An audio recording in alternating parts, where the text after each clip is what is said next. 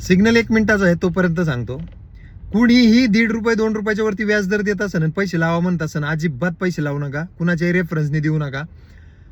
कुठल्याही शेती रिलेटेड जोडधंदा म्हणून आमका धंदा आहे, तमका धंदा आहे, शामरुग आलन, मग आलन, तमका आलन, कडकनाथ आलन, कशातही पैसा लावू नका. याच्या आधी फार सशाचे पण स्कॅम येऊन गेल्यात, सगळ्याचे येऊन गेल्यात, यात सगळीकडे MLM झालेले.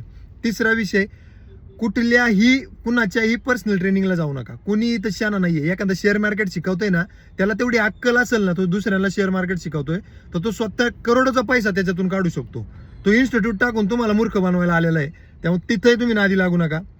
राहिला विषय, नंतर कुणी शेती रिलेटेड ट्रेनिंग देत असेल एखादा शाना, की जो बड्या बड्या बाता करणार आणि तुम्हाला शेती रिलेटेड ट्रेनिंग देऊन त्यातून पैसे कमावणार किंवा तुम्हाला रोपं विकणार, त्यांच्याही नादी लागू नका.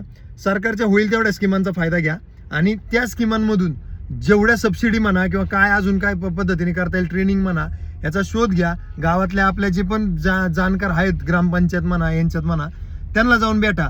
आणि सगळ्यात महत्वाचं, अशा गोष्टी शेअर करा ज्याच्यामधून लोक काहीतरी 2 गोष्टी वाचतील आणि कष्टाने कमावलेला पैसा कुठंतरी स्वतः पैसे राहतील. फाशी घेणं, उद्योग करणं, सुसाईड करणं, या सगळ्या गोष्टींपासून लांब राहतील. फालतू गोष्टी आजपर्यंत तुम्ही शेअर करून फालतू केलं मार्केट सगळं. आता चांगल्या गोष्टी शेअर करा.